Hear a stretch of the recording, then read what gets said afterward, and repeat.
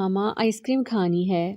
میں جو سکون سے بیٹھی کپڑے دیکھ رہی تھی اپنے بیٹے کی آواز سن کر اس کی طرف متوجہ ہوئی جو میرے دوپٹے کا پلو تھام کر ایک طرف اشارہ کر رہا تھا۔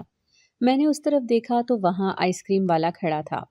یہ خرید لوں پھر لے کر دیتی ہوں، میں نے نرمی سے سمجھایا، مگر وہ ضد کرنے لگا کہ پہلے اسے آئس کریم دلا کر پھر کپڑے خریدوں۔ یہ آپ کا بیٹا ہے بہن جی؟ میں اپنے بیٹے کو سمجھا ہی رہی تھی تبھی دکاندار نے پوچھا۔ جی میرا ہی ہے، میں نے بیٹے کو خود سے لپٹا کر اس کا ماتھا چوما اور خوش دلی سے دکاندار کو بتایا۔ لگتا تو نہیں ہے، دکاندار نے کہا تو میرے ماتھے پر پسینے کے قطرے جگمگانے لگے۔ میں گھبرا کر تیزی سے اٹھ کھڑی ہوئی اور اپنے بیٹے کا ہاتھ تھام لیا۔ یہ اپنے باپ پر گیا ہے اس لیے میں اسے آئس کریم دلا دوں پھر بعد میں آ کر کپڑے خریدتی ہوں، میں نے گھبرا کر کہا تو وہ بغور مجھے دیکھنے لگا، مگر میں بنا توجہ دیے اپنے بیٹے کو ساتھ لے کر دکان سے باہر